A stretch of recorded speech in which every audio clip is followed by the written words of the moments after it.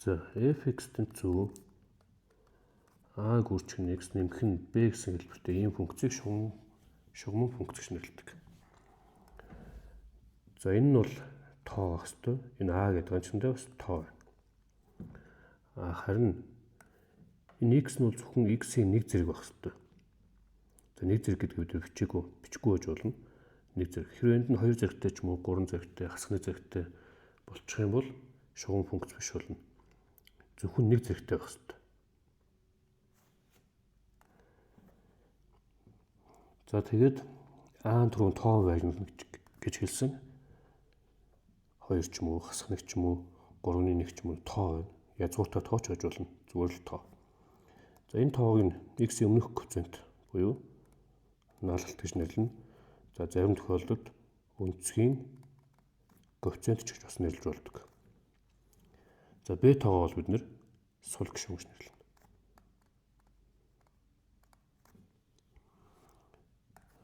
За жишээлх юм бол хасах 3-ны 2 x нэмэх нь 5 гэсэн ийм функц байлаа гэж бодох юм бол за энэ x гэсэн нэг зэрэгтэй ийм хувьсгч байна. За x-ийн урталт байгаа энэ хасах 3-ны 2 гэдгээ бол бид наалт гэж нэрлэнэ. За энэ 5 бол сул гишүүн. За энэ бол шугам функц муу юм байна. Энэ шугам функцийн жишээлх юм бол 3 гэсэн цэг дээр утгыг болоо гэх юм бол за хасах 3-ны 2 үрчиг нь x-ийн хооронд энэ 3-аа орлуулад за ийм болно. За энэ хэсэг нь болохоор хасах 2 болох нь байна. Хасах 2 дээр 5-ыг нэмээд 3 гарч. За энэ шугам функцийн хасах 2 гэсэн цэг дээр утгыг болоо гэх юм бол хасах 3-ны 2-ыг үрчиг нь x-ийн хооронд 2 хасах 2-оор орлуулна. Тэгээд нэмэх нь 5. За эхний нэмэгдэх нь бол үржигдээд хасахыг нэмэх нь 3-ны 4 болно. Тэгээд нэмэх нь 5. За 5 бүхэл 3-ны 4 6 бүхэл 3-ны 1 гэж бодчих юм байна. Эсвэл 3 бүхэл энэ дээр 3-аар өгөөд 15 19 3-ны 19 гэж бичсэн ч болно. За шугам функц бол математикийн хичээлээр үздэг хамгийн амархан функцийн нэг. За одоо шугам функцийн график байгуулах тухай тайлбарлая. Ер нь бол энэ функцийн график нь шалгуун гардаг учраас бид нэр шугам функц гэж нэрлэдэг.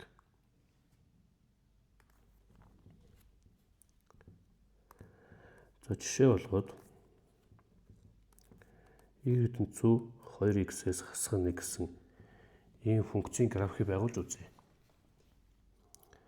За түрүүн хэлсээсээр энэ шугам функц өөрөөр хэлбэл график нь шалгуун гарч ирнэ. Шалгуун гарч ирдэг учраас бид нэр хоёрхан цэг болчиход тэр хоёроо дайрсан шалгуун татаад болчдөг. Тэгэхээр бид нэр ямар нэгэн байдлаар хоёр цэг болгох хангалттай.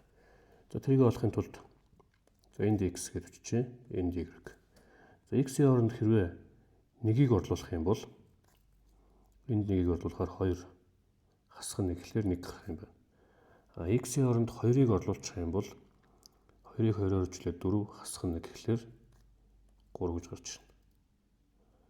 За энэ юу гэсэн үг вэ гэхлээр хэрвээ x нь 1 байх юм бол энд 1 2 3 4 хэмжлээ явж байгаа гэж бодъё. X-ийн оронд 1-ийг орлуулчихаар y нь бас адилхан 1 гарч ирнэ. Өөрөөр хэлбэл энд 1 цэг гарч ирнэ гэсэн үг. X-ийн оронд 1-ийг орлуулахад y нь 1 гарч ирнэ. Тэр маань энэ цэг байна. Хэрвээ x-ийн оронд 2-ыг орлуулах юм бол y маань 3 гарч ирнэ. За x-ийн оронд 2-ыг орлуулах юм бол y нь 3 гарч ирнэ. За энэ цэг өөрөөр хэлэх юм бол 2-ыг орлуулахад 3 гарч ирнэ гэдэг нь энэ цэгийг илэрхийлж байна. За ийм хоёр цэг болсон бол энэ хоёр цэгээ дайруулаад шалгуун татахад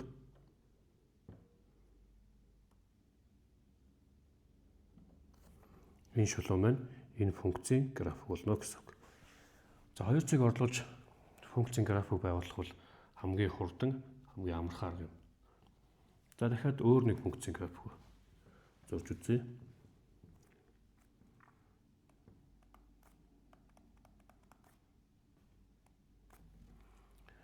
За энэ функцийн графикийг хоёр цэг орлуулж байгуулъя.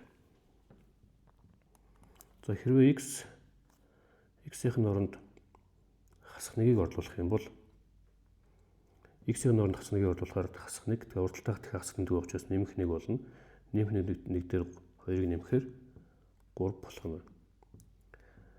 X-ийн оронд 2-ыг орлуулах юм бол за 3-ыг ч орлуулж болно. За 3-ыг орлуул.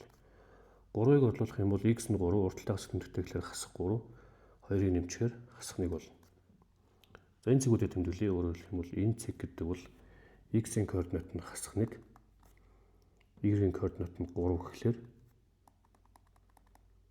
энэ цэг гарч ирж байна. Энийг зурх юм бол x-ийн координат нь 3, y-ийг нь хасах 1 гэхлээр энэ цэг гарч ирж байна. За тэгээ энэ хоёрыг дайрсан шалгуун татах юм бол манай энэ функцийн график гарч ирнэ гэсэн. За 2 цаг орлуулж байгуулах бол юм амархан. Гэхдээ бид нэр дахиад нэг өөр арга зайлшгүй суух шаардлагатай. Өөр арга нь яадаг вэ гэхээр энэ сул гишүүн болон налалт нь ямар учиртай юм бэ гэдгийг ойлгуулдаг арга.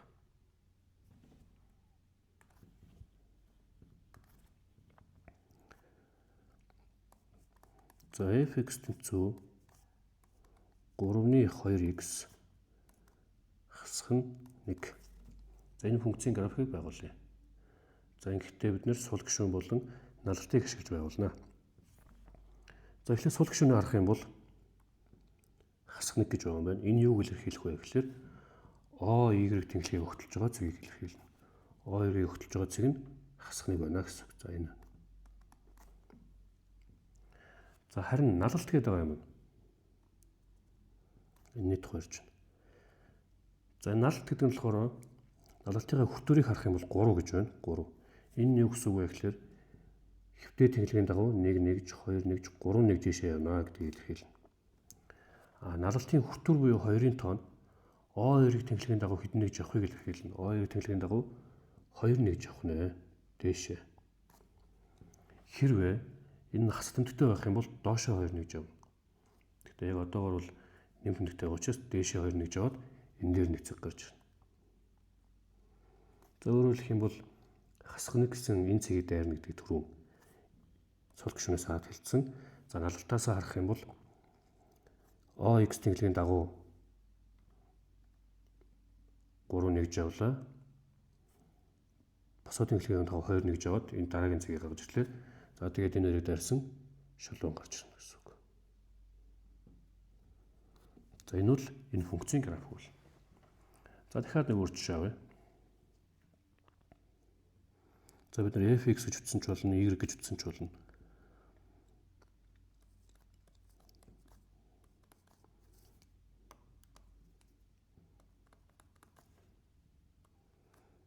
За энэ функцийн графикийг байгуулъя. За түрүүний ярьсан ёсоор мэдээж сул гишүүн бол нэмэх 2 байгаа байна. Нэмэх 2 гэхлээр босоод тэнхлэгийг нэмэх 2 гэсэн цэгээр дайрна. За энэ цэгээр дайрна гэсэн үг. За одоо бүгд налалтаа харна. Налалт маань яаж байгаа вэ гэхлээр налалтын хуваар нь 2-той тэнцүү байна. Энэ нь юу гэсэн үг вэ гэхлээр баруун гар тишээ 2 нэгж явна гэсэн. За налалтын хүртүүр нь нэмэх 1 байна. Нэмэх 1 байна гэдэг бол дээшгээ 1 нэгж яваад энд очиод дахиад дараагийн цэг гарч ирнэ. За энэ хоёр цэгийг дайрсан шалгуун гэдэг бол манай энэ функцийн график болно гэсэн үг.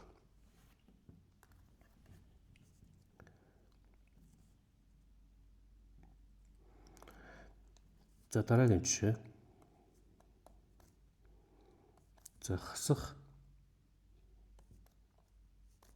4-ний 3x нэмэх нь за 3 ийм жишээ авч үзье.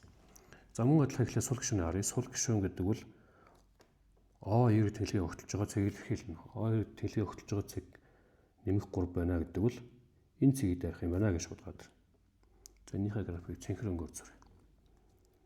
За энэ бол энийг илэрхийлж байгаа. За одоо бүгд налалтаа харъя. Энэ налалт нь хас тэмдэгтэй байгаа юм байна. Хас тэмдэгтэй байгаа учраас бид нар налалтыг ингэвчиж 4 хас 3 гэвчиж. За тэгээд налалтын энэ хуваар маань болохоор баруун гар тишээ хэдэн нэгж авах вэ гэдгийг илэрхийлнэ. За эндээс 1 нэгж 2 нэгж 3 нэгж 4 нэгж энд ирэх нь байна. За харин энэ нь болохоор хас тэмдэгтэй болчихж байгаа учраас энэ ч үгүй босоод тэглэх буюу O2 тэглэх рүү тэглэхийн дагуу хэдэн гэж их заадаг. За тэгээд энэ хас тэмдэгтэй байна гэдэг бол доошоо хэдэн гэж явж байгаа юм бэ? Доошоо 3 гэж явж байна гэдэг хэлэрхийлнэ. Тэгэхээр түрүүний явсан цэгээс доошоо 3 гэж яваад энэ нэг цэг гарч ирэх байна. За энэ хоёр цэгийг дайрсан шалгон бол манай энэ сүүлд олсон функцийн график болно. За дахиад нэг жишээ авъя.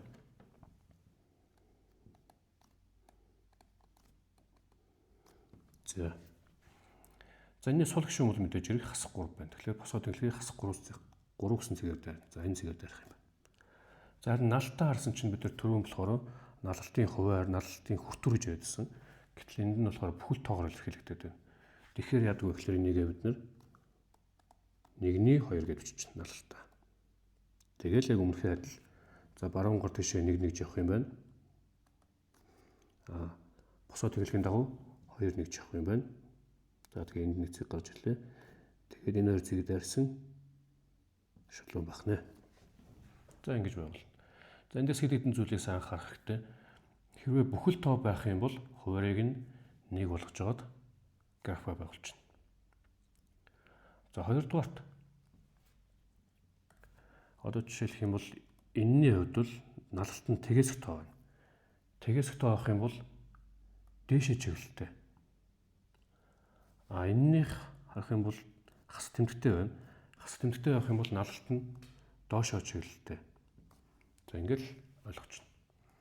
Хэрвээ налалт нэмэх байх юм бол дээшээ чиглэлтэй гэж ойлгоно. Налалт нь хас тэмдэгтэй байх юм бол доошоо чиглэлтэй гэж ойлгоно.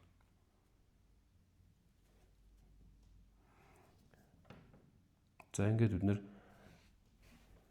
шугам функцийн графикийг зурж чаддаг боллоо. Дараагийн видеогоор шугам функцийн график ашиглаад тэгштэл бодох, тэнцвэрлэгч бодох тухай тайлбарлая.